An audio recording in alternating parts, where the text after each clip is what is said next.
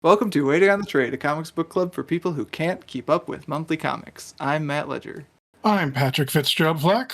And I am Tyler Marifke. This month, we are finally talking about the first volume of Absolute Batman, the Juggernaut series that has taken the comics industry by storm over the past 2 years. It is written by Scott Snyder. It is drawn by Nick Dragata. It is colored by Frank Martin. It is lettered by Clayton Cowles. And I am very excited to see whether it connected with my wonderful co-hosts in the way it has with so many others.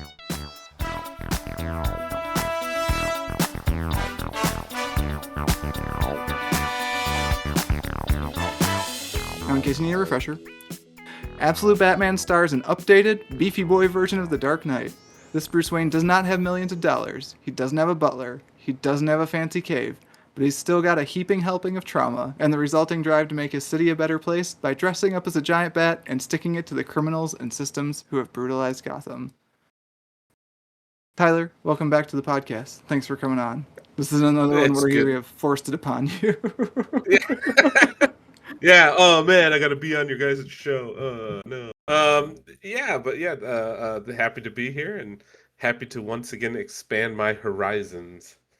So this is one actually where I was kind of specifically saving it for you if we were going to do it on the podcast, because I think you especially are kind of like the target demographic for this book in a way that I'll explain. You are comics curious. You have read stuff regularly in the past. You don't so much now. You are mostly on the Amazon Kindle app. Something big, exciting, new could potentially draw you in to make you be a regular reader if it was heckin' cool enough. And I think that's part of what has happened with the Absolute stuff. The Absolute stuff is just every single month, those are kind of the top 6 single issue comics at this point since they started. It was a little bit of a slower climb, I think, to get there at first, but now they're just gangbusters, and they're doing the saga thing of overtime sales are increasing from issue to issue, and that is incredibly rare. That's not a thing that happens in single issue comics. You're always trying to fight the attrition curve. Regardless of what we say here, these books are selling. I think Absolute Batman is Eisner nominated. I think Absolute Wonder Woman might be also. Yeah, they've got some heat. It's a moment for the Absolute universe, and we haven't really talked about it at all on the podcast. I've talked about it on the blog a little bit, but Tyler, that's kind of why I wanted to pull you specifically in for this one, and I didn't want to let you do Absolute Superman, even though it's a Jason Aaron book. I apologize. That's okay. We'll get to it. Well, because to me, there are a variety of opinions about which Absolute book is the best Absolute book. I think it is Absolute Batman, but I'm biased. I think the one that is the most absolute of the Absolute books is Absolute Batman. I don't think there's an argument about that in my mind. But I want to hear how you guys found this thing. Did you like it? I think is where we start. Well, to kind of piggyback off of what you were just saying, how it's rare that a comic book can take the industry by storm, kind of out of nowhere. It is very impressive, especially given the news that the local comic shop that the three of us went to a lot when we were younger is deciding to stop selling comics. It's really a collector shop more than anything. Altogether, they're just getting rid of it. So the fact that there's a comic that is potentially breathing new life into those stores is always a good thing.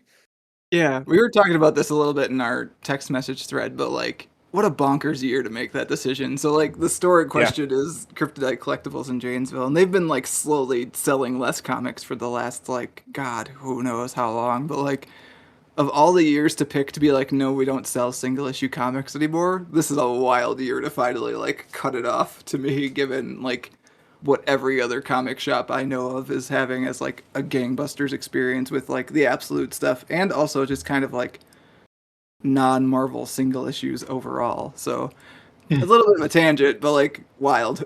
It is weird, and that store has its entire makeup has changed a lot since probably just before 2020. But but the sports card boom is just making, and Pokemon and Magic is just carrying more dollars. But yeah, they're kind of losing the whole kryptonite aspect of kryptonite collectibles, I getting rid know, of right? I comics. was thinking about that the other day too, where I was like, what does the name of this store mean to people now? Yeah, but that's neither here nor there.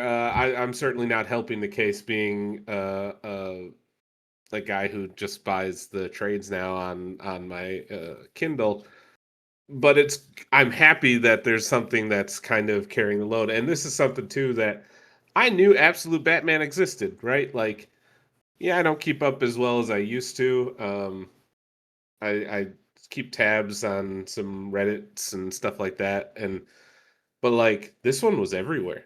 This was literally like popping up on my Facebook and my Instagram, and I was seeing it on Reddit and places. So good on them for coming up with something new. I Apparently, it's enjoyed big it. on TikTok. I'm not a TikTok person, but apparently Me it's neither. there. if it if it's good on TikTok, that's good for them.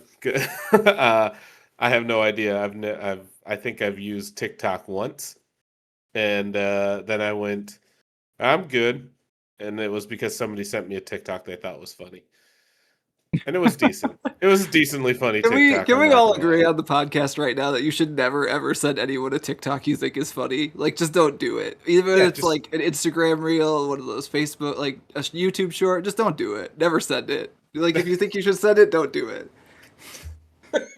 That's the waiting yeah. on the train They're- rule about short form video. Don't send it to don't- people. yeah, they're essentially the drunk texts that you will regret sending later. Yeah. Sage advice coming from me. No, to answer the age the main question, yeah, I enjoyed it. It was a fun, silly comic, and I think the reason that people are probably buying into it more is this is the DC reboot done right that they tried to do with the New 52, right? Like Yeah, agree. I think this was like a more interesting take than let's make Batman a robot or whatever they did in the New 52. They did like nothing with Batman in the New 52, which is like the wildest part of the New 52 is like Batman was working and Green Lantern was working. So they were like, well, we're just going to let those people keep doing what they're doing essentially.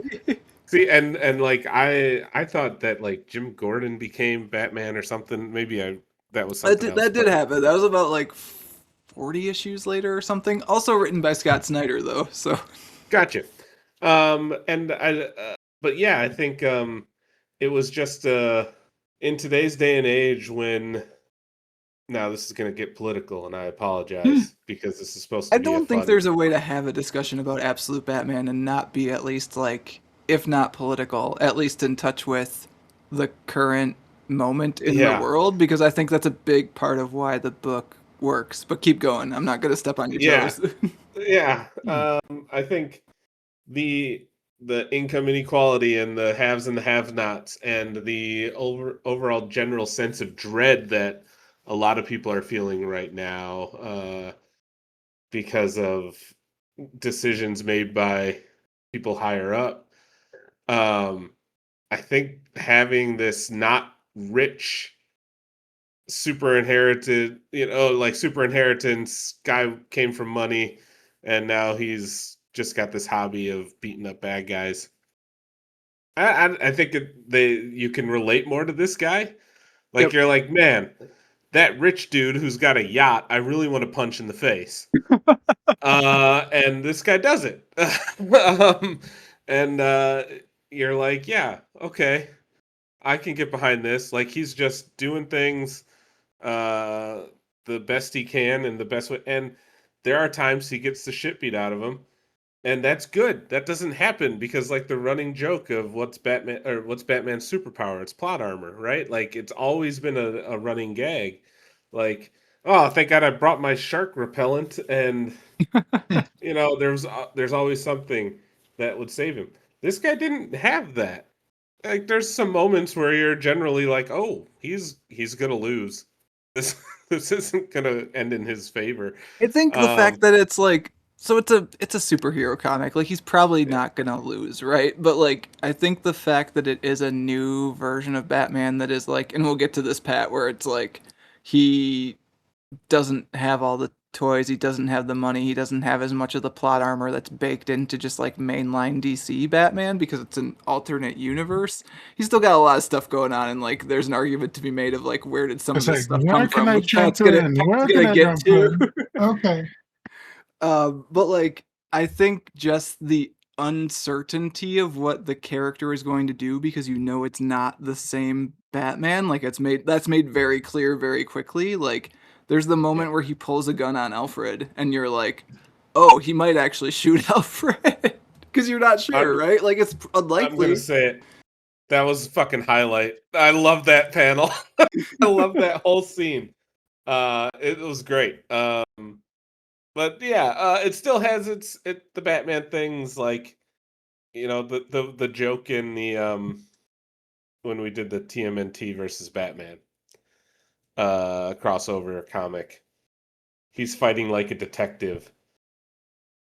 You know, like that was such a silly thing, but even in this one, it's still got a little bit of that where it's like, boy, that guy's brutal, but he has a heart because he's not killing these people, but he is maiming them for life. And he's throwing them life jackets. Don't worry, it's fine. Yeah, but like he just jumped out of a plane and landed on one of them. You don't walk away from that. Like, I'm sorry. Like no.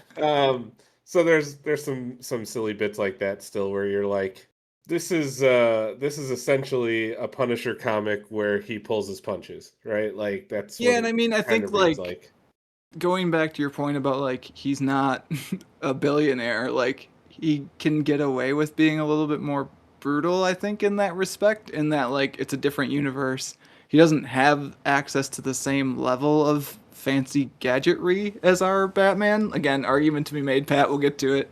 But like I think in this world that is, and we'll at some point get into the backstory of why this universe like even exists, quote unquote, from a meta story perspective. You don't need to know it, which is great. We don't have to talk about it potentially. But like the fact that he's just like scraping by, I think gives him license to be a little bit more hardcore in a way that the book then leans into and then turns it into like your Redditable moments, your memes, you're punting a child out of a boat, which is my favorite bit in the entire book. Amazing. I'm just a kid. You can't. Just right off the boat. So good. I want to. Yeah, my last thing too, just so Pat can, because I am so fucking curious as to what Pat thinks. I know. I got like one thing I want to sneak in, just because I think if I don't get it in before we get off of it, we won't. Like where there's a big problem with like who can Batman punch in mainline Batman comics, because again, like he's a billionaire. Most of the people he fights are poor and or like have potentially like mental problems, like so like I think Susanna Polo, who's a writer who used to work at Polygon and I think now primarily does freelance for the moment, but like she brought this up on a podcast where it's like writers have so much difficulty trying to figure out who Batman can punch now that we all understand that like being a billionaire is kind of inherently evil. So like that's why Batman fights other versions of Batman so much now, or at least that's part of my opinion about why that happens. It's just like because he can fight himself, because that's fine. But like this book again kind of solves that problem in that like he's very much he's a Marvel Batman in this. Like he's Marvel's Batman, where like he's closer to the everyman. He's not obviously the absolute everyman. We got to talk about that dump truck Batmobile, Pat. I can feel you. I can feel you talking about it. But like it's much closer to that underdog story than the typical Batman dynamic. So I'm also very curious to see what Pat made of this book overall. So we should probably let Pat talk about that. It was all right. I liked it enough. I don't think I mean, everyone knows this at this point. I'm not a huge, I guess I hate superhero comics. I guess this is where I'm at. Like so this is actually the other reason that I wanted to talk about Absolute Batman on the podcast, because I was like, what about this one? So like, I hate is strong. I don't hate them. It's not my cup of tea anymore. And I appreciate this comic for what it's doing. I'm tired of edgy comic books, I think. Oh, Pat, And like this is edgy in the stupidest way, though. no, for sure. I appreciate this much more than like the Batman Who Laughs and that kind of like uber edgy. Like that goes way too far. This pulls it back just enough that it's palatable for me. I can't stand like the rabid robins on chains and everything in the other one, but Also, Scott Snyder, hilarious. Yeah, I know. But this, like, I do think Fat Batman he's too thick. They made him too thick. The bat symbol is ridiculous. The fact that it's a freaking axe. Oh my god, Pat, you're the online hater, so no. Oh my god, it's hilarious. But like, he's so thick. Why he's so thick? Oh, it's so funny. I thought it was all right. I liked what they were trying to do. But what both of you brought up as like the main thing that you enjoyed about this comic, about the fact that it's not billionaire Bruce. He's one of us poors. Is he? They say he is, but is he, you guys? I would say, Yes. yeah, other than the Why? dump truck that he must have found and tinkered with. Oh, definitely stole, by the way. Yeah, and stole. Okay, but like having the truck. Okay, in my notes, you guys, I went through all of the different bat gadgets in just this one volume. How does a non-billionaire millionaire do this? Where is he making these? Like, all the ridiculous things in Batman can be waved away by, oh, Bruce Wayne is disgustingly rich. He can do whatever. He has a watchtower on the moon. Like, sure. That's believable because, yeah, the man has more money than God. You can't set up this story with the interesting premise of Bruce not rich, but he still does all the rich things. I didn't like that. I thought they were setting up a really cool thing where instead of being rich, instead of having all these gadgets that would cost millions to develop and build, it seemed like they were setting up, he's relying on his friends, his rogues gallery villains turned childhood friends to supplement all of that, which they kind of did in this. Part of that is true. Like, I don't disagree with you overall, though, in that, like, it felt like they like set it up, but they didn't want to follow through. Like, it became too difficult to write that story, so they had their poor Bruce, but they couldn't also have him be Batman. So they said, well, whatever, let's still just have him do rich Batman things. It lost me there. Like, it could have been so much more interesting if they actually did. Like, his childhood friends should know that he's Batman so that they could help supplement all the crazy Batman stuff with their resources. Well, they didn't do that. They still, like, Bruce somehow has all these crazy bat tech that none of his friends know about. He's just a civil engineer. He's not a billionaire. Where is it coming from? I was going to say, because he does have money, but yeah, I'm sure he's got like a normal salary. That bat truck is $500,000. That thing's stolen, baby. That thing's fine, but it also has huge Batman-themed ceiling and plow. How did he, like, let alone buying it, how did he assemble that by himself? Like, it's all the questions that normal Batman has, but then you say, oh, the man's fucking rich. He can do whatever he wants. That shouldn't be an excuse for this Batman, though, right? So it lost me. I mean, mostly just painted it black and put some metal on the front of it, Pat. Except for the part where it collapsed into a car. Oh, my God.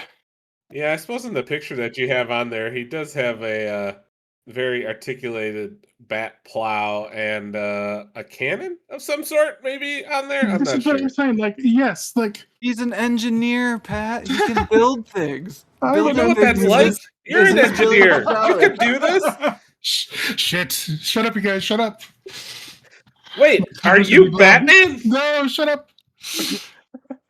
And then, yeah, there's like an underwater gateway that goes to his bat, like, makeshift cave that is bat themed. How did he put the bat theming around? it's the funny, like, campy thing that you look for in Batman, but it doesn't make sense in this universe.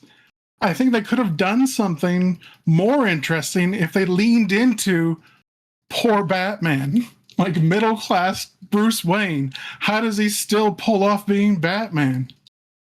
And I feel like they cheaped out by just still having him have unlimited resources. I don't think it's unlimited. First off, would be my Okay, first. where's the limit then, Matt? Show me the line. It's just one dump truck, Pat. It doesn't have two dump trucks. It's not a dump truck. It's not a dump truck. Those things are fucking huge. Real Batman's got like 60 Batmobiles. He's only got one Batmobile, Pat. That's poor. That he drove into the lake, mind you, at some point, and it just sank to the bottom. And well, he's an engineer, Tyler. He clearly he drove it out. He drove it into his bat cave. So. That's a pretty solid argument, though. I'm not gonna lie. That's that's pretty good. I don't disagree, Pat. I think it becomes a less interesting comic book at that point, to the point where like, well, it took the I don't think it's interesting thing worth that I liked and didn't yourself as it much didn't as commit that. to it. That's my problem. Like the premise that both of you said was the big deal for you. Oh, it's not rich Bruce. Is only said what they're showing you is it's still rich Bruce. I don't know. That was my biggest problem with this. I don't think he's got any money for anything else, Pat. If that's any consolation. I don't know. We'll have to keep reading to see what other kind of nonsense shows up. Well, and you wonder maybe if he goes to the jail once a week, right? I think they allude to that he goes to the jail where his dad's killer is, and he says something, but you don't know what they're actually talking about. There's a chance maybe that dude's like part of the criminal underground and he's getting money that way or stuff that way. Like, I don't know. I haven't read past volume 1, but that's a potential thing that, you know, if we want to dig into it, maybe that guy's like, yeah, my connections on the outside will get you the money because I killed your dad, and if I don't listen, you're going to you know, kill me or whatever, with your bat axe chest plate. So, yeah, maybe there's something with that, and that's all the theorizing. People who've read on are probably going to listen to this and go, "You idiots! If only you knew." I'm like pretty much up to date, and I honestly don't remember where and or how Bruce may or may not have enough money to do this, because like I overall don't care. I wouldn't care if it wasn't like one of the big selling points. Yeah, I get what you're series. saying. Where it's like if it's supposed to be a big plot point, right? Like it's even on the back, right? Of like without the mansion, without the money, without the butler, and it's like most of those are true, but like he does have enough money to make a weird little like. It's like sure, finger but cape. Still, like where's like. How are these things being made, you guys? Where is he getting the product? Like he's just stealing it all, man. He's stealing all the bat themed stuff, like the bat mini electrical projectiles he shoots out of the bat truck. Well, those you can refine those at any makerspace, Pat. Yeah, okay. It's like, and then he's got bat shotgun shrapnel that he shoots at Alfred that doesn't kill him because he somehow altered the shotgun in like a day. Fair. He's an engineer. That's just filling I forgot the bullets. The magical catch-all of he's an engineer and does everything. He doesn't have money, but he is an engineer. He's an engineer. and you know, like real life shotgun shells filled with bird shot, you could survive a shot from those. It's the buckshot that gets you. So like there's some realism to I just filled up a bullet with a bunch of little mini bat metal pieces. Sure, you just had to, cut out some sheet metal in bat shapes. Yeah, like that's fine. That's fine. Actually totally plausible. Yeah. I buy that one. I go, yeah, okay, that makes sense. But straight to the face, it's gonna hurt. Yeah, Alfred's lucky he didn't lose an eye. It's like we've kind of talked about overall vibes, and I think pros and cons, good things and gripes. Do we want to talk about kind of like the story as a whole? I think it's worth maybe talking about the quote unquote origin of Absolute Batman first, and then we can talk about the more present day stuff. I think that's a good way to split it up because for this story, which is the first 6 issues of Absolute Batman, titled The Zoo, um, apparently at one point a 5-part story, at some point becomes a 6-part story. I'm surprised that they left the part 1 of 5 and part 2 of 5 in the trade, and then it just kind of falls off at issue 3, which is hilarious to me. I feel like you could have cleaned that up. That's fine. Um, but like we cut back and forth to the past, which is where the updated origin of Absolute Batman kind of takes place, and then to the present where Batman himself is active fighting against Black Mask and the party animals in Gotham, with the Joker looming around the corner in a couple different ways. So I think tackling the origin and kind of like the updates and changes there first makes sense because I think there's a lot of really interesting and kind of smart moves made to move you towards a Batman who is more set up for the present day.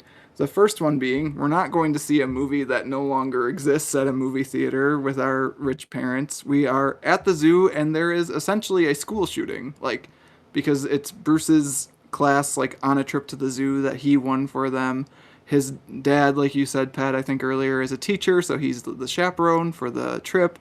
And Joe Chill shows up with a gun and ends up shooting Bruce's father, I assume along with other people. I don't think we get an actual like count of people dead for that incident, but that's the traumatic incident in this. It's not Bruce and his parents out for a night on a town. It's essentially a school shooting out in open air. So like I think that's a really interesting choice to like pivot that trauma from something that again is a very kind of like semi-privileged moment, like or like it's tied to a specific moment in time, like the fact that it's the Mark of Zorro, like people keep having to like figure out why the Waynes would possibly be going to see that movie as like time goes on, whereas this is very tied, I think, today, like to things we are experiencing and thinking about today. So Yeah. I was curious what you guys made of that choice.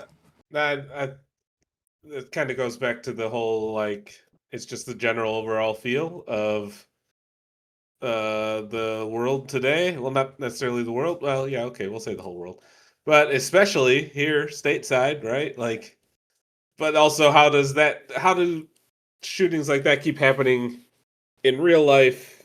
Kind of how do they keep going back to see the same movie and all that? It's like taking this rehashed idea or thing that happens and spinning it to show that it is traumatic to people.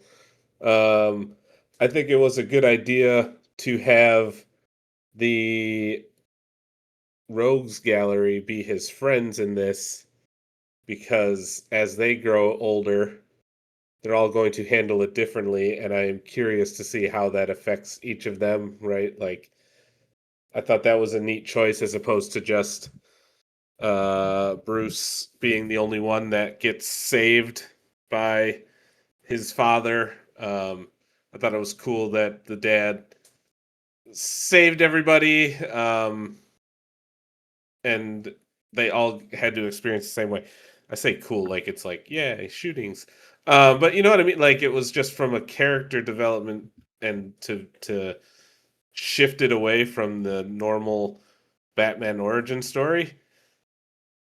Yeah, It's the it's just same but different, right? Like it's yeah, he got stuck in this bat cave where this traumatic thing happened. That's why he associates with it. But he seemed to like bats anyways. So that part, I'm like, yeah, it is what it is. It is funny But that they had to do a zoo to get the bats in there because honestly, an engineering prize as a trophy and then a trip to the zoo. That's a little bit of a stretch. Like, sure, I guess. yeah, but What about like Matt said, what with about it the being other like a kids school that trip, didn't have like a design based on bat wings? Did they also get a trip to the zoo if they won? well, it was like sponsored by the zoo in Oh, the was issue it? that we got from Gabriel Walta, I think is the other artist whose name I probably should have also put in the introduction. Like the engineering thing. I Oh, think it's was held sponsored at by the the zoo. zoo. Yeah, I missed yeah, that. yeah, Okay. Yeah. Okay. Touche, Zack Snyder. Is Touche. it a bit of a don't say Zack Snyder on this podcast? Is it a bit of a stretch to get you in the lane you need to be in for him to be a beefy bat boy? Yeah, it is. But I think there's actually a lot that Scott Snyder's doing there. Scott. Sorry. I'm No, you're sorry. good. The Snyders. Just It's don't not fair. summon the Snyder cults, Pat. It's too late. It's too Well, late. You look at said his this. name 3 times. No, but then also all of the kids are shoved into the Yeah. bat room. Why is it only Bruce that gets swarmed and bitten all over? He's just got the bats like it. They want a piece of him. Also, why are they biting them? Are the bats in the zoo like rabid? I don't understand. They go crazy. They don't like gunshots. I mean, does anyone? Now Like I'm a going whole back to bunch of look at kids some get of those shoved in there, panels. like dozens of them from the shot of Bruce's father rescuing people. And then later on, we just see it's just Bruce against the door, and then he gets ganked by a bunch of bats. So I don't know. It had to be done to set up Batman to be Batman. I get it, but it is funny that they still have to. You still have to do some stretching to make a Batman origin a Batman origin. Yeah, I was flipping back actually just to like confirm that there's a zillion kids in there, which there Yeah. definitely are. So like, Why only Bruce? it's a solid question. Maybe the rest of them go somewhere else. I don't know. And they don't help him with the bats swarming him? Those jackasses. Well, they're probably there's terrified, Pat. So it's a little slightly understandable. No. you wonder if maybe there's like, some sort of like other entrance into that room, and in all the mass panic and chaos of Bruce like slamming hit I'm like gonna say trying to Bruce get potentially stayed because his dad is still outside and the other kids yeah, kept the going. Sure, kids but like then go out the show other that way, but maybe in a couple panels. I don't know. Just a yeah, little more. I could see that where it would be like him telling all his friends to go through that door or whatever and just keep running, and then he stays back, kind Yeah, of like that hint of hero. He's got that heroic gene in him. You know what I mean? Like sure. that could have been a nice touch. But yeah, I guess I didn't think about that. Jeez, Pat, you're taking this thing that I enjoyed and No, poking a Much bunch too of holes in seriously. it. I'm not trying to blow holes. I'm just reading What the did, comic, you know? I'm what did just you trying to guys think of shoot the Batman shotgun shells through it. That's right. That's Bat all. shaped Yeah. bullets into Yes. the into the absolute Batman story? Yeah. I What knew did it. you guys think of the like repeated two-page title spreads for each chapter? I think the reason I bring it up is I think the first one is so very striking as opposed like to show like what is about to happen, like it's the gun and the hand in silhouette. I think that's a very I don't know, it's a very dramatic image to kind of kick off your comic with of like, oh, this is what's happening next. And then we don't come back to it again until later in the issue, obviously, because the flashback kind of like starts there and then comes back later. But overall, what did you guys make of those like chapter opening title spreads? I was confused. And now it could be because I was reading it digital, and a lot of the digital comics, like they have like a collection of the variant covers at the end of it. They're like, Mhm. hey, remember all that Mhm. stuff that you just read? Look at all the cool variant covers that were available. So I thought it was just that, where it was like, yeah, here was the variant, so we just put two of them on the start of the chapter. And I was like, oh, that's Oh, kind of so nice. I think you are talking about the covers. I'm talking about like so if you flip past like here's the first cover, here's the Jim Lee version of Beefy Boy Batman holding his axe. Then there's like the first page of the comic, and then there's the two pages that are like the hand with the gun. It's Part like 1 of 5, part yeah, 2 part of 5. one of Yeah. five, which is hilarious. There's the Um, gun, and the next one is the bats swarming the Bat Bruce. Soaring Bruce, which I'm sure you loved, Pat. Made I absolute mean, sense to honestly, your it looks thing. it looks beautiful. It's well done. I think the next one is Gordon rescuing Bruce from being swarmed by bats with a Yeah, lion with looking the at him. lion looking on. Yeah, and I know there Is there a fourth is. one? Actually, there may not be one in the fourth chapter. because then that's it the jumps guest to the artist different chapter. art Yeah. style. Yeah. And then I Yeah, think that was there's a. that was very jarring when the art changed for like one issue. I was like, what is happening here? Yeah, the realities of modern comic books, unfortunately, where it takes quite a bit of time to draw an issue of Absolute Batman, I would imagine. So you need a break by issue 4. Yeah. Yeah, maybe. I don't But know, then maybe just the fifth one commit. is, or the fourth spread, the fifth Is the chapter is them at the Braves. funeral, yeah. And Yeah. then the sixth one is the picture of the kids, which I Oh, really that's right. The enjoy. photo. Yeah. Yeah, I got you. I know what you're saying now. I'm looking through them. Part 6 of 5. exactly. Yeah, I like those as a device for the chapters where they show up. I think they do a lot to create atmosphere. Like it gives it that little like cinematic aspect before you kind of pop back into what is a very comic book story. So yeah, I appreciated those throughout, and I think that first one is just like such a statement of like, oh shit. Yeah. That is so funny. No, They just drop the of 5 after 2. It's like, never mind. Don't worry about it. Well, it might have been 5, but then they might have realized like, oh hey, we gotta give Nick Dragata a break because he's putting 20 panels on a page. Turns out, Sure. so like. Sure. It's gonna be 6 issues for that reason. Like you could easily, so like that chapter actually, the Gabriel Walta chapter, and I realize I'm tangenting off. We're gonna come back to the flashbacks in a second, but like you could easily pull that chapter out, and this story would be Yeah. fine. I think it adds a little bit of stuff. It does have that bit where you see Bruce confronting Chill at the end of the issue, so like it picks up on that moment that I think is in 3. No, it's actually in 1 actually, where Alfred's like, oh, and then he went to go visit his father's killer in prison. That was weird.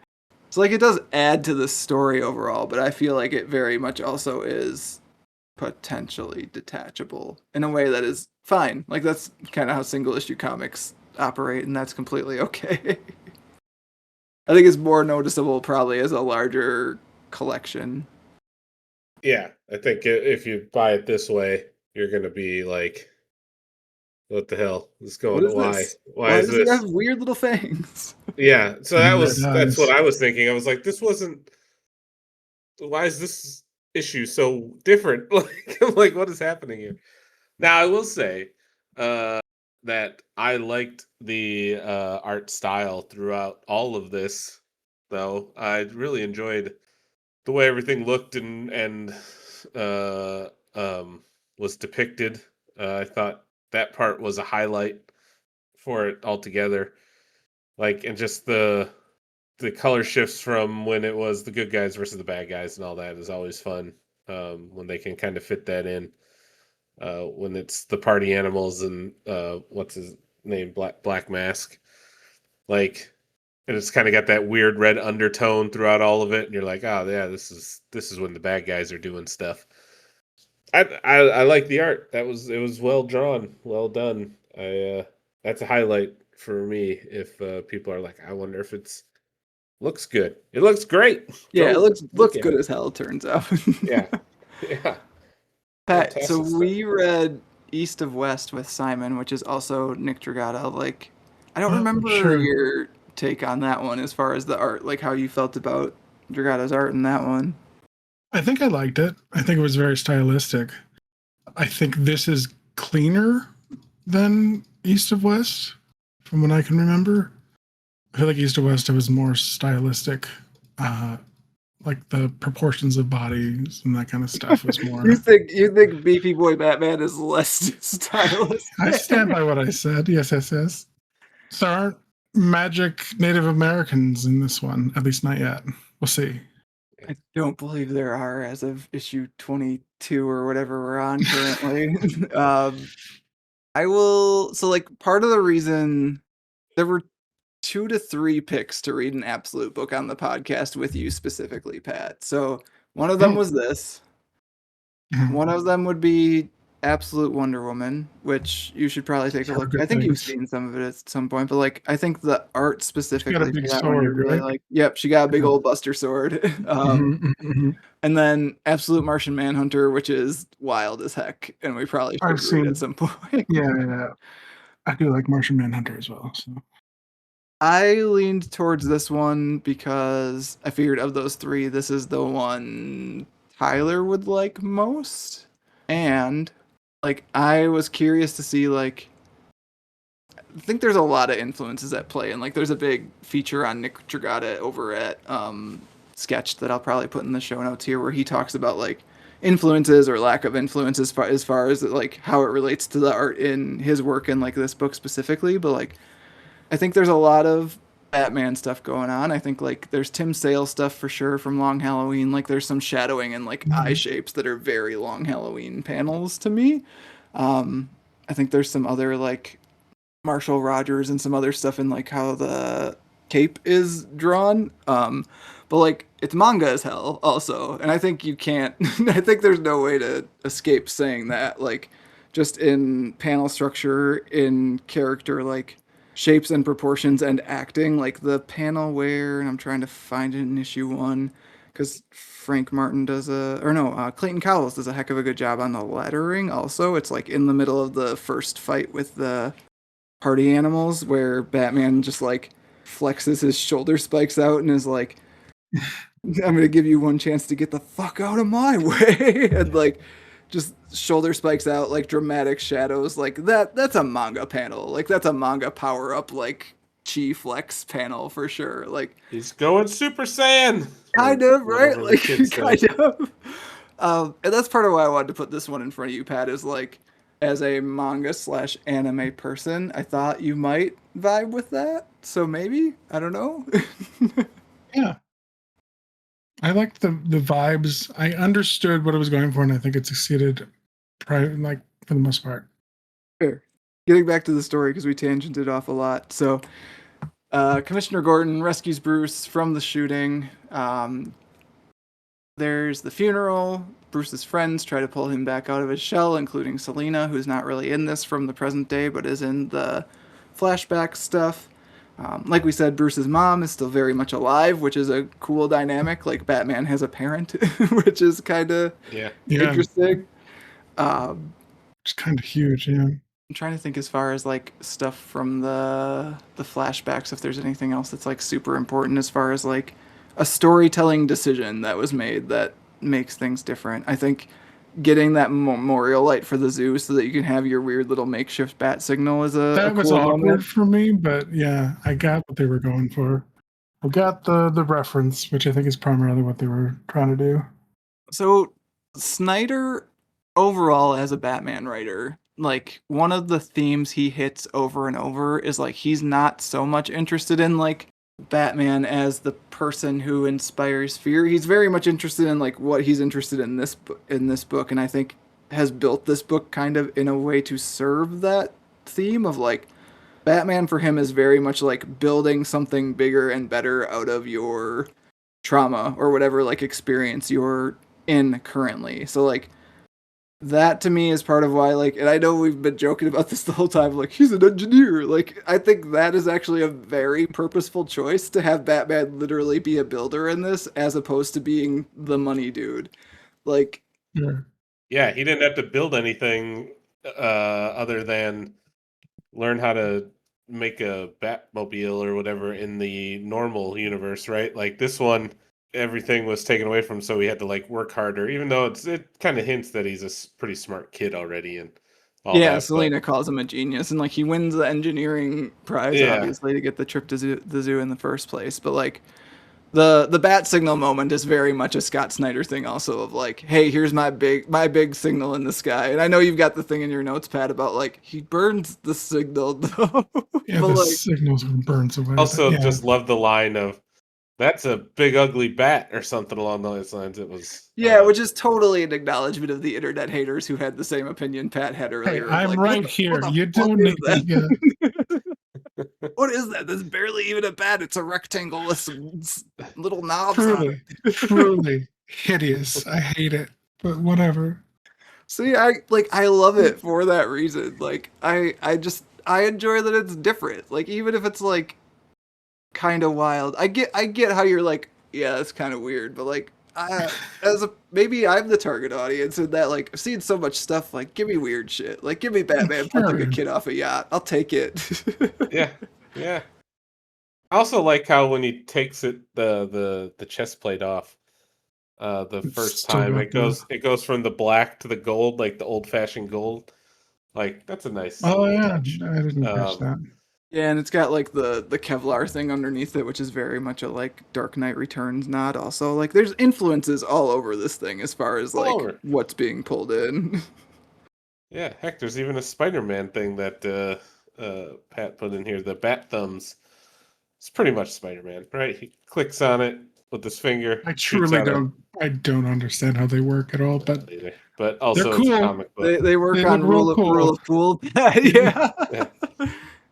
Oh my Like, god! are there So just the metal rods in his cape at the whole time? So he's just dragging the. Okay, no, it's yeah, fine. yeah, It's yeah. cool. So Yeah, what is not in here is the Absolute Batman Annual, which is actually not by either Snyder or Dragata. I think it's a Daniel Warren Johnson lead. Yeah, it's a Daniel Warren Johnson lead story where Batman essentially fights like bigots. Like that's the story. People got mad about it on the internet. It was of great. course. And I think it's James Herron who did the second one, and that story has like the absolutely like most wild use of this crazy ass like bat cape up to this point. Like it's so creepy and scary. Like it's very cool. But yeah, there's just like there's a lot of stuff you could do with this weird new version of the Batman, including his weird bat cape. It's very stylish. I certainly give him that. It's also a useful parachute for having all the holes in it. I didn't know that was Yeah. possible. So yeah, it's got holes in it, and he weighs like 500 pounds. Like how the hell does? Okay, whatever. It's fine. Looks real cool. Looks real cool. Maybe you do hate superhero comics, Pat. Maybe this is the last one I'm talking about. Maybe this is my last try. Why is he so big? Why? Dude hits the gym. That's all. I don't know. It's a statement, baby. I like Detective Batman more than I like Brawler Batman, and I feel like Brawler Batman is what this primarily is. There's an amount of detecting in this. There's just a little taste, a little sprinkling in there. So, Pat, what if I told you the next two issues are by Marcos Martin and there's definitely some detecting in it? What if I told you that? I might enjoy it more. Yeah. No, I did look a little bit ahead, and I don't like what happens to his friends. I know it needs to happen for them to become their like villain selves, and in an absolute universe, it's going to be insane. Yep, it's gonna be bad. But I don't like. I don't know. The core of this that I did like was him relying on his friends. Yeah, I think that inversion of like we are a Batman who works with the Rogues Gallery primarily. Yeah. Like I think that's really cool, and I think it says a lot about how this universe functions. Like eventually the Robins are going to show up, and like they work for the Joker. Turns out, so like there's a lot of weird inversions like that where like Batman is relying on the people that normally he would have fought, but again, like we are not that Batman. We are the Batman who is trying to like fight against the systems that created those people. The Bane universe is actually like a bad line because I don't think that's a good argument, but like you know what I'm saying of like Yeah.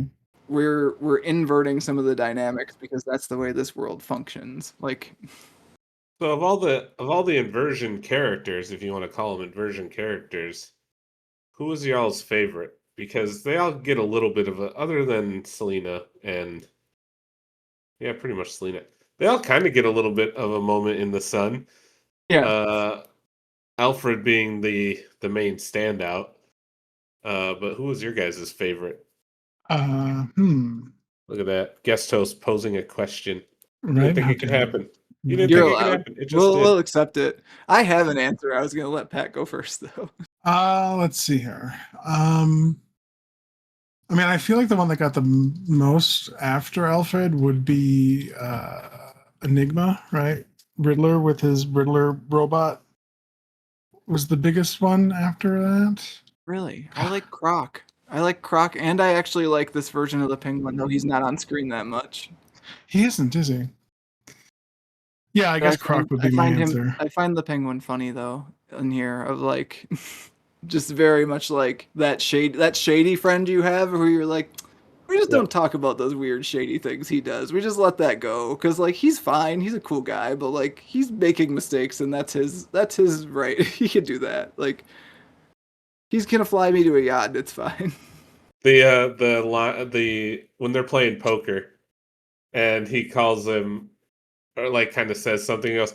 How the fuck do you How do you call me out, right? And then he's like, I just want to know if you're still in the hand. Like I thought was really good because everybody knows that one guy where like you say something and it's like instant defense mode, and you're like, no, I was just wondering if you had a good weekend. Like it's cool. Like I didn't need to know what he's such a hothead, and I enjoyed it. Yeah. Like his second main appearance is just like, and I think this is an argument against what you were saying earlier, Pat, of stuff not being stylized. Like he's like yelling, "You're fucking Batman!" and you didn't think maybe this was something to mention. His face is just like stretched, and his eyes are bloodshot. Like, yeah, just that hothead friend you have who's into like slightly dubious stuff. Yeah. I was gonna say the fact that his mom is still alive, and I think she's a pretty cool character in this. But I don't know if that counts, right? I think I think it does because she just kind of has that calming influence that this version of Batman obviously very much needs. But how much influence does she actually like? You would think that having a mother would be huge, right? It would like transform who Bruce Wayne would be if one of his parents was still didn't around. Die. Like, would he have become Batman? Why does this Bruce still become Batman if he had a loving parent with him still? I don't know if they fully address that. I mean, yeah, they really don't. Turns out school shooting still traumatic. For sure, but he has a parent to help him, right? He still has that like core bond. I don't know. I thought it was cool that they kept a parent alive, but again, I don't know if they did anything with it. Does that make sense? Sure. Yeah, it's the same argument. Yeah. He doesn't have the money, but they didn't stick the No, Tyler said yes already, Matt. You can't just say yeah. No, I I was seconded. I see the point. Like it's a pretty valid argument where like if she started noticing him do some questionable stuff, she'd be like, whoa. You seem to be bulking the fuck up. What's going on? Yeah. What? No one's allowed to be a bodybuilder? You're eating the entire refrigerator every other day, son. Can we talk? I don't know. Yeah, I think he's eating soup at her house one of these times. Like that boy doesn't eat soup. I see you made the soup. Like the fuck, just have cereal. Why did you make soup? So I actually really like how this book positions Martha, Jim, and Alfred as like kind of the old farts.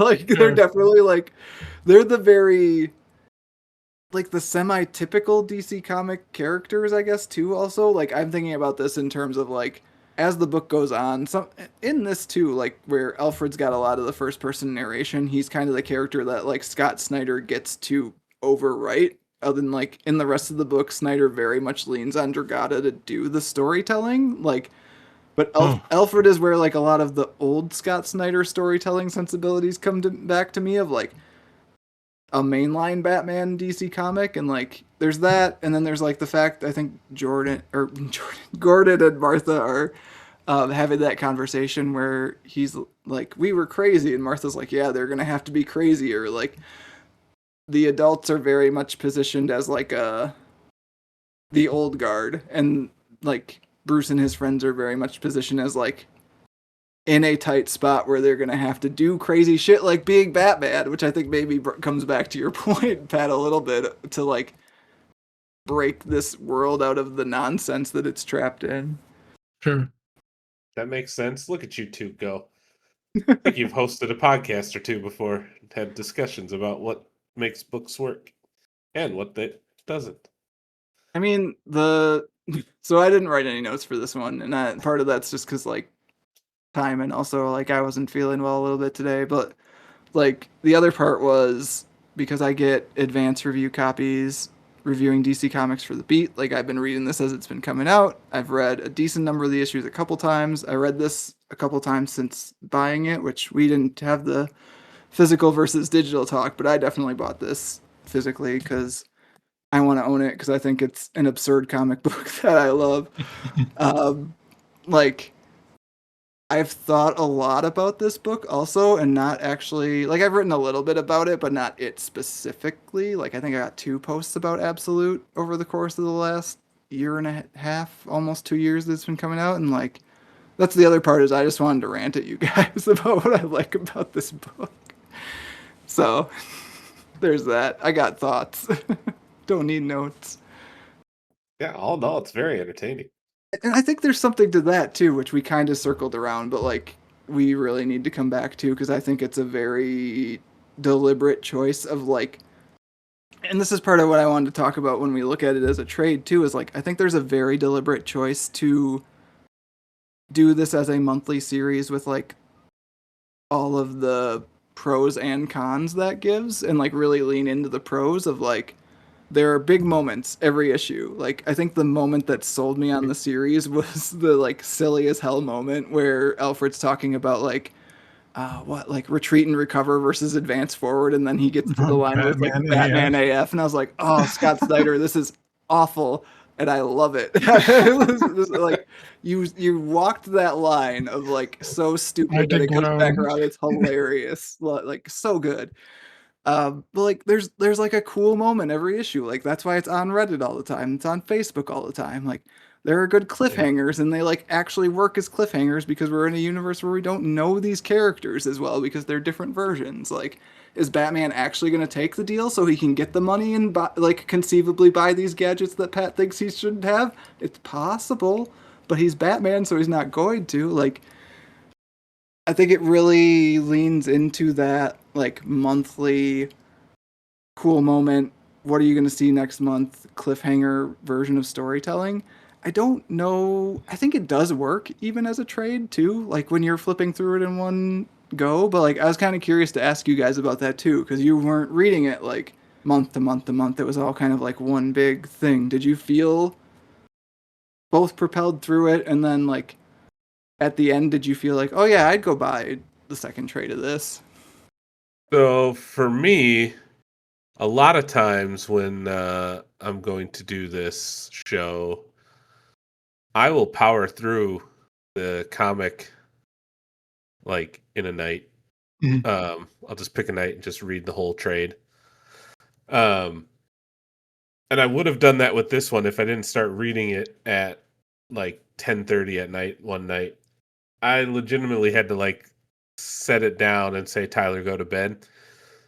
Because this one I thought was ripe for just keep going. Like just what is the next thing that's going to happen? It literally I can see why it works so well, like you said, because there is something major in every single one, in every single issue. So like as I was going through as just as a chapter, there was never a point where I thought, man, how many more pages until this one's over? You know, it had me hooked. It really did. Just from a comic book nonsense point of view, right? And like even early on when it's just Alfred kind of narrating, I'm like, yeah, okay, if this is what it's going to be like from like a third party, like I'm watching how this is going down.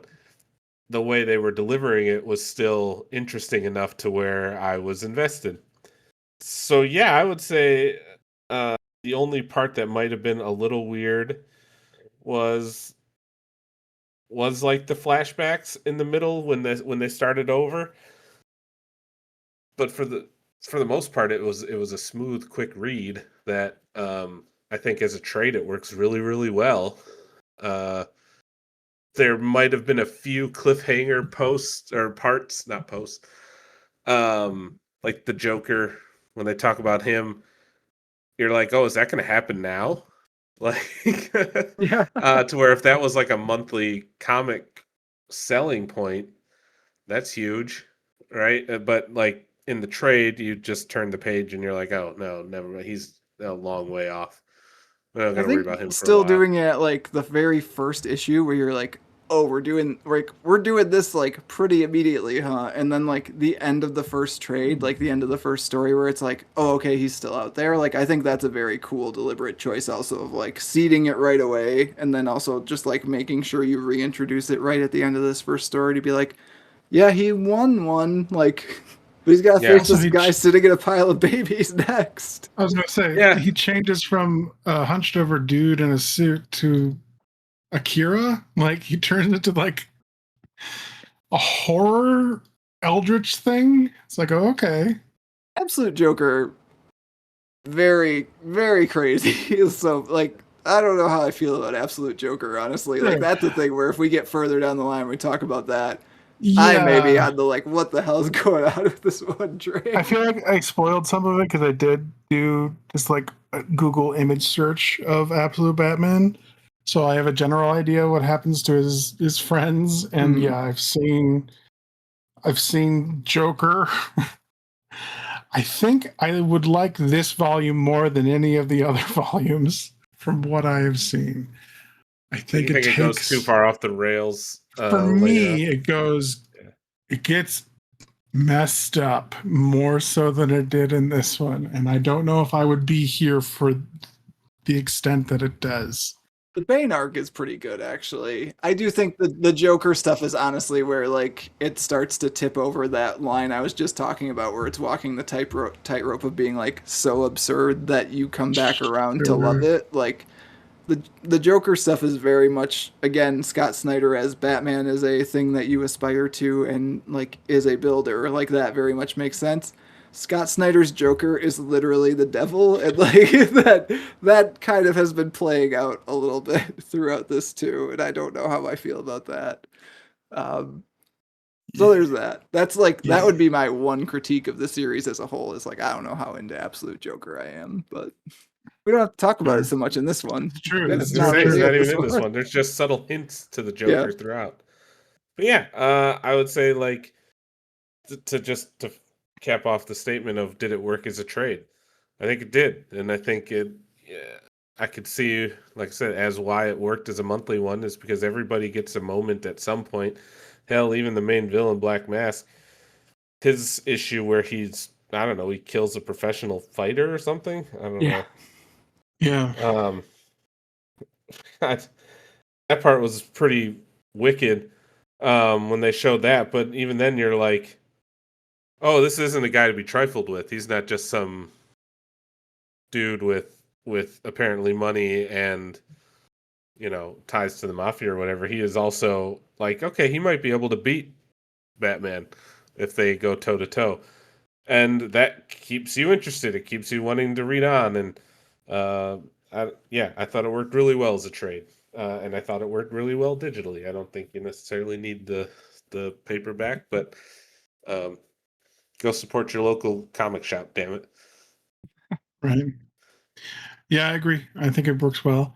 To what Tyler was saying, the issue 4 with the change in art, it felt just like a recap episode in like watching manga or whatever, Mhm. manga, and where it just like rehashes and maybe like recontextualizes and give a little more detail to like the background stuff that you already know. And it makes more sense now that you say that it was a monthly release, you said, Matt? Mhm. Yeah. So that makes more sense to like halfway through the series, like in case you didn't read issues 1 or 2, or if you don't remember, this is why things are happening. So I can understand why they did it, but yeah, as a trade, if they remove that, I think it might flow better. It was sort of abrupt, and the fact that we go Yeah. from one style of Batman to a very different style of Batman for a little bit.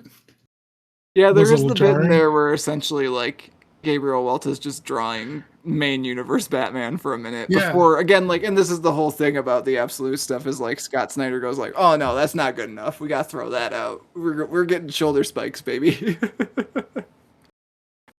But the Bat RC car exists in that yeah, issue, and that's enough. for me. Right. That's why I forgive it. That cut is actually my favorite part of that issue, where it looks like it's a Batmobile. It looks like and it's you're the like, oh, Batmobile. Batmobile that he zooms out. It's just very Yeah, it's tiny. a tiny one. Yeah, So it's good. good. And it does sort of like serve as an explanation of how Bruce goes from, oh, he started as somewhat the Batman you know, and then he turned the dial to 11. Like, he Yeah. didn't go far enough. So now he is Thick Bat.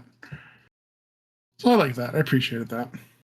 Yeah. I'd be curious to know, like, at what point during the process, because like I know Dragata and Snyder like basically do this Marvel style where like they physically get together and plot out the stories, and then Snyder just kind of sends us like a paragraph script over, like the same way Fraction and Aha did Hawkeye, of like, this is the Oh, plot, and then Dragata draws it. So like that's how you get the yacht scene, from what I know, is like Snyder was like, do a big fight scene, and Dragata was like, man, we just did a big fight scene, so like I'm gonna have them like run away from him, and I'm gonna have him punt a kid because like that's interesting, and then he's gonna hit Black Mask with some bowling balls, I guess, because that's kind of visually interesting to hit a guy with a big black helmet with a bowling ball. So like I think there's a lot of Resourceful too. yeah. it did go quick. I was surprised the final confrontation with Black Mask was like, oh, he beats the shit out of him and then stabs him in the face with his ears. Okay. If it works, it works. Yeah, I but really love the set of panels where he's just telling like, tell me again how I don't matter. I love it. I fucking love it. Just like that amount of brutality is just wild. But you get away with it because it's absolute Batman. It's beefy boy Batman. but also Black Mask gets his number the first time they meet up, right? Like up on the Yes, roof. yeah. So, you know, they both go quick, but they both, like, the villain wins the first round. And I mean, And part of the reason they feel quick is just because like Dragata's pages overall read so fast, just because of the way they're paced. Like the tiny 20 panel page is just gonna read quickly like that. Also, it's gonna make it feel like it's moving more quickly. like if I would have done the fancy, like, where you double click the panel on my Kindle or tablet or whatever, it like the whole panel is just the whole screen is just the panel that you're supposed to be reading. They don't read nearly as fast, but then it's also very confusing as to what's going on because I was there's gonna a say, I lot don't of know how you do that with this book. Like, yeah, I think guided view would fail you on this book because I think yeah. you need the whole page layout, or else you don't really understand what the heck is going on. Yeah, it definitely would be not the way to do it if anybody's wondering on the digital front if that makes it better or not. It doesn't. Promise you it doesn't. Yeah, I hadn't even Um really thought about that. Feels bad but overall. yeah. But I agree too with Pat saying that the final confrontation on the yacht did seem to go pretty fast, but you tell me a better moment than Batman kicking a kid. And you know, Who were those people? Who were the Twi'leks that were hanging out with Black They're Mask? just purple people that he knows, man. They have tentacle heads. Dr. yeah, Benjamin. Dr. Benjamin. What the yeah. All right. Well, if Jabba the Hutt can have what's his name? Oh my My god. secret backstory for Dr. Benjamin, knowing that this is like plotted Marvel style, is that Snyder had in his mind that like there'd be some sort of like fancy doctor on this yacht, and then Dragata drew it, and it was a DJ, and he's like, "Well, he can still be a doctor. It's fine." Bib Fortuna, that's his name. That's the Twi'lek with Yeah, I know what you're Jabba. saying. Okay. I mean, there's genetic mutation stuff coming up with Arc M, so maybe that's what's Yeah. going on. Well, Also, we that's never talked about Arc M as this ridiculous reveal of, oh god, what's a chest of gold? Could it be an arc? Arc M? I do love when these Batman stories that present as like very like grim dark or like not realistic obviously because like look at the thing but like Oh, very like oh it's brutal just like go full Batman 66 like I love it. that was so funny. Arc M. I groaned so loud. It's the same as there's a moment in the Batman, the Robert Pattinson one, where like the answer to the riddle is a thumb drive, and like it's literally like using the guy's thumb on the fingerprint thing on his car to like open a I don't remember open a hatch or something. Like like one of the most dour movies you'll ever see, but you still get like some Batman Can't get away from it. stuff in the middle. Yeah. Also, like just Black Mask too. Like you never understand why he's got like skeleton teeth and. They should call him Orb, really, more than Mask. Really. Oh, it's a mask. Yeah. It's a helmet. I think the teeth are part of the helmet. Is that what that's going on there? That was my interpretation. Is it? Yeah, I don't think the mouth ever opens. Yeah, I think no. It does. It does. Shit, you're right. Yeah. Well, then I'm wrong. He's like coughing on the boat one where just before he gets hit with the bowling balls. Oh shit! Yeah. When he's getting stabbed in the face with the ears. That too. It does look like his face. Maybe it's like it's just some good animatronics. It's some Muppet stuff. It's Muppet stuff. Okay. That's what I guess.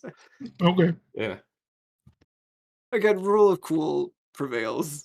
Yeah. Don't think too much. He's totally. And also, like the fact that like when all the citizens are putting on the mask and suddenly everybody's got like valuations and stuff, you're gonna tell me that these people aren't just gonna shoot Martha and James like right away when they're like, oh, these people are worth $1 million apparently. But I guess that's the humanity aspect of it. That's the whole idea there. Yeah, when did this come out? I feel like the world today, maybe they wouldn't have hesitated so long. That's pretty recent. How recent? I'm gonna look this up. Not last Trump September, but the September before. Okay. Oh yeah, definitely by a lot. Yes. All right, well then I can't explain why they hesitated, Tyler. It's a good plot hole right there.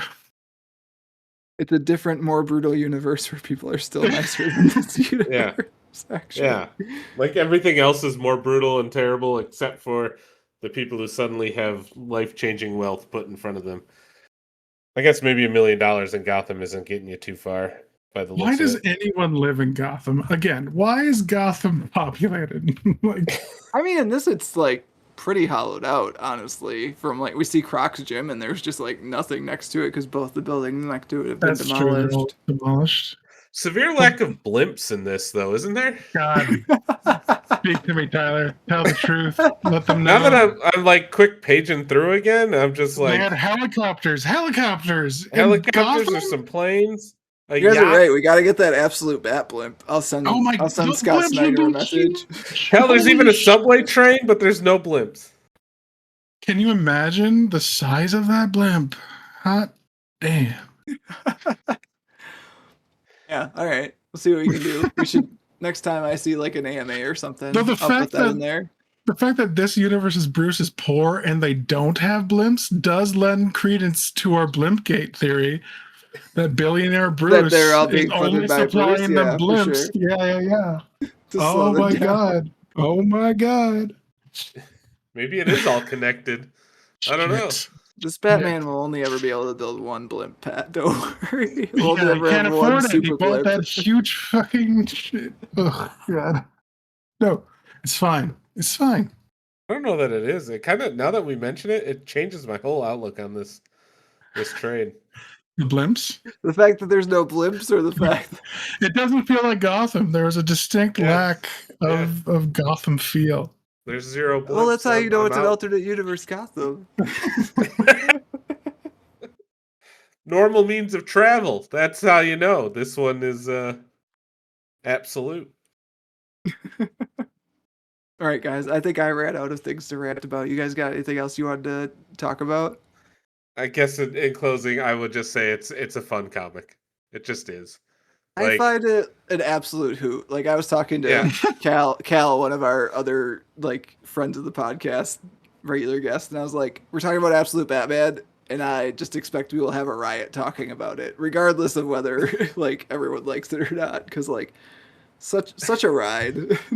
It is, and I use the statement "comic book nonsense" a lot about the stuff I read, and this one has a lot of it and enough of it, and even dare I say, not too much of it or not enough of it at times.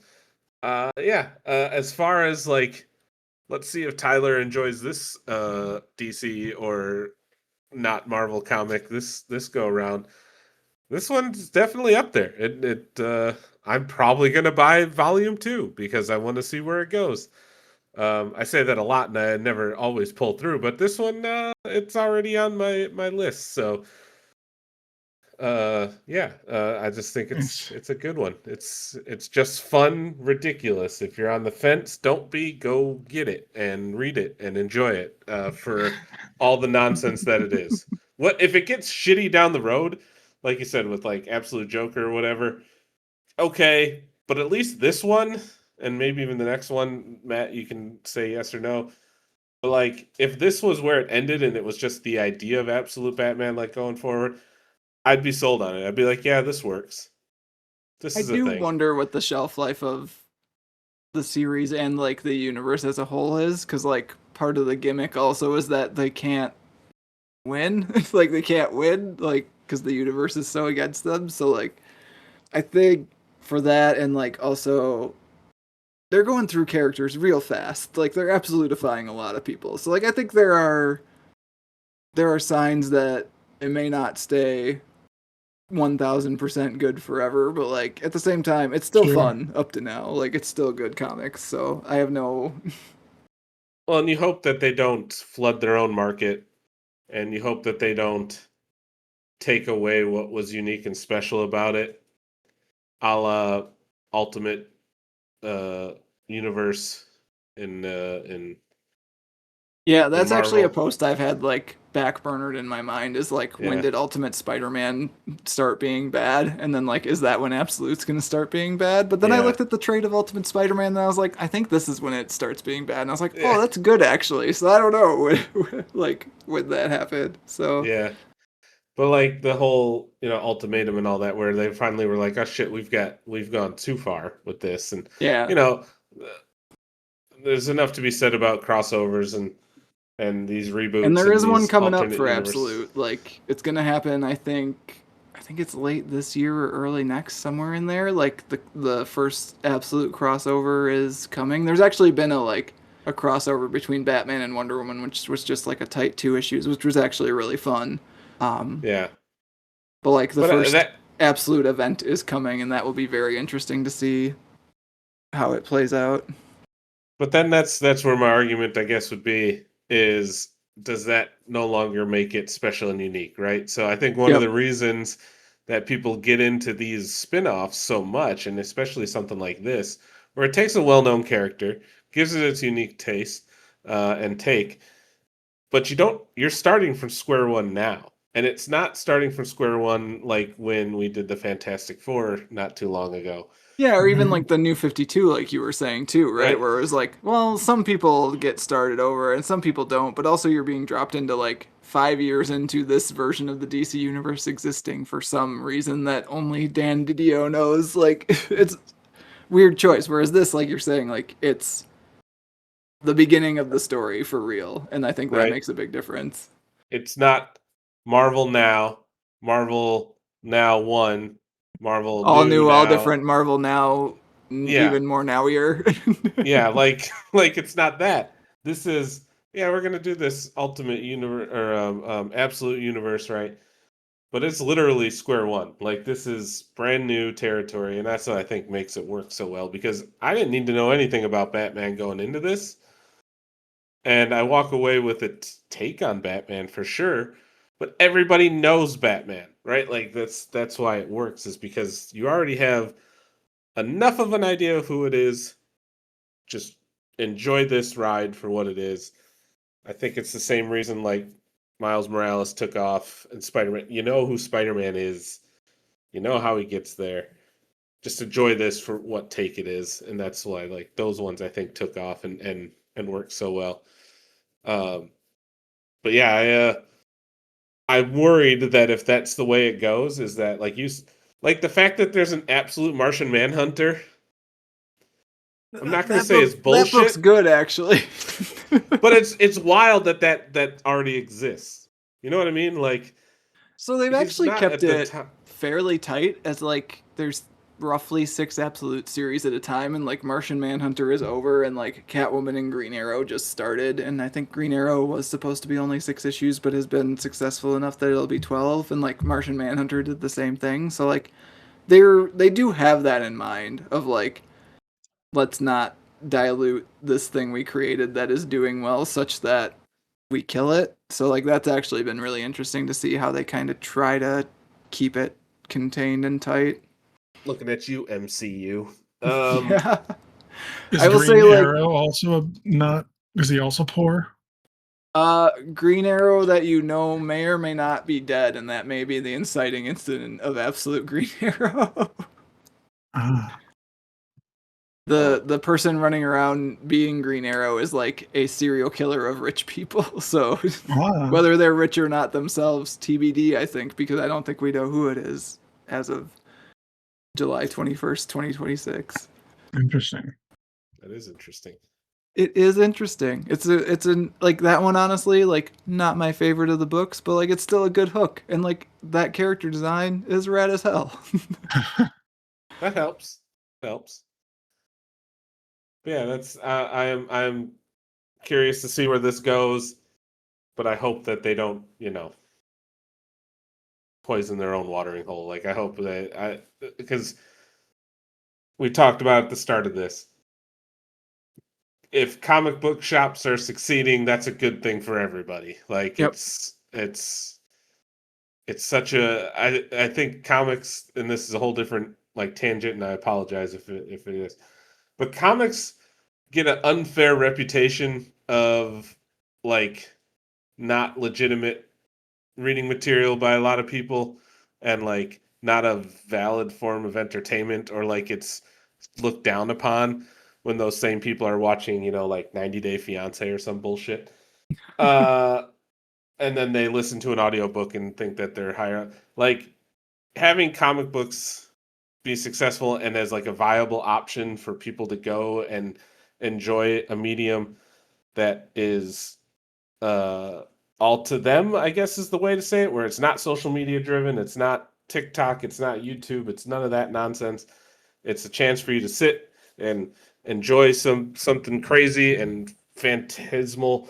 uh I like it when that's an option and available for people. And I may not keep up on it as much as I'd like, but comic book shops are good. Like it's a place where you can go and find stuff that you enjoy that you didn't know you were ever going to enjoy. So I hope that the single issue comics continue to sell, even though I myself don't always go that route. I used to have the pull list, don't get me wrong, but it's hard to keep up with those. And I just think that if this can breathe some life into it, that's a good thing. Still listen to this podcast and then go buy the stuff, but like then read, like be good, expand your horizons. Say if you wanted to wait on the trade, that's also it's Acceptable also by cool. the rules of the podcast. Yeah. Pat, any final thoughts as the absolute Batman hater? I know my position as the heel on this podcast. All right. I was gonna say I'm not actually positioning you that way. I think your critiques are valid, and I think also, from what I gather, you enjoyed parts of it, which I'm glad about. I did. It's a ridiculous comic, and I enjoyed it for that. I think just in general, real world is so goddamn bleak as it is. I don't know if I can enjoy the grim, dark, gritty comics as much as I used to, other than arc M's and giant bat axes and like those little like gleams of like, well, this is just stupid. That I liked. I liked that a lot. The insanity makes this comic for me. Yeah. Him being a huge dude beating the shit out of people, not so much. But I feel like you can't have one without the other, which He's doing it with that weird finger cape. it's true. All right, that brings us to the recommendation section. So, if people liked Absolute Batman, which I think a lot of them do, it turns out, what would you guys recommend to them? Well, I showed up as ill prepared as always for the recommendation section, but I will say that if I was a betting man, or at least maybe not a betting man, but if you're into the idea of a new universe or like reboots and stuff, I would suggest any of the Marvel What Ifs. Um, Even though go into those with the idea that they all end so terribly for everybody. I think there's maybe only one What If that actually has like a happy ending. Um, Especially the old school ones. They're pretty dark and bleak, all things considered. But they are different takes on different heroes, and if you like this different take on a different hero, might as well go read those ones. And that's pretty. I'm gonna say it. Go read the Ninja Turtle comics that we did on the last episode I was on. Was that the last episode I was on? Maybe. No, I it think wasn't. No, we did Fantastic Four. No, we did Fantastic Four. No, the Ninja Turtles. I just started reading Volume 2, TMNT versus New York or whatever it's called. It's not just called Volume 2, and it continues in an awesome way, like the first one ended. So go read that. Another jumping on point, as it were. Yeah. Pat, what you got? Honestly, I just penned because I completely blanked on doing I did notes, you guys. I did notes. I didn't do recommendations. Somebody right? has to. It's fine. I like Long Halloween. Read that one. Long Halloween's pretty good. Again, like there's some very Tim Sale Batman panels in this. Like the ears also, like Tim Sale loves the long Batman ears. They actually gave a purpose to the fact that he's got super long ears. They're actually shivs. It makes sense. That's one that I don't know if that's Dragata picking this, but like Snyder overall also loves bat ears become knives. Like this is not the first Snyder comic that has that happening.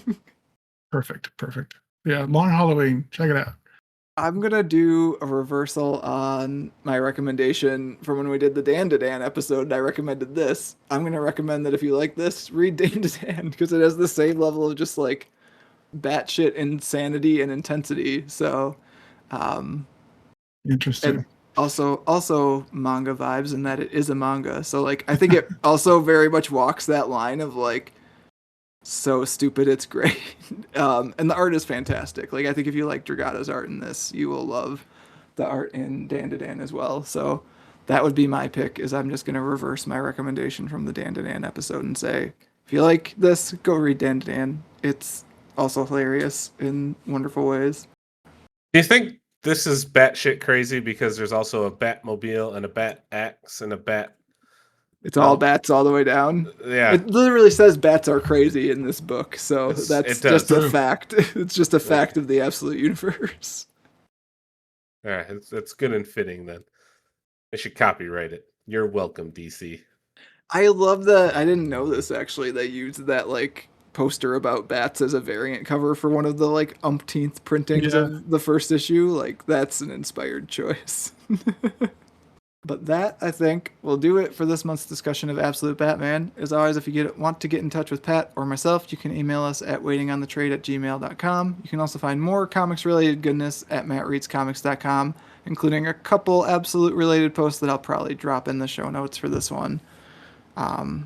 Thank you guys so much for letting me just, like, rant about this comic that I've had thoughts about in my brain for a year and a half or so.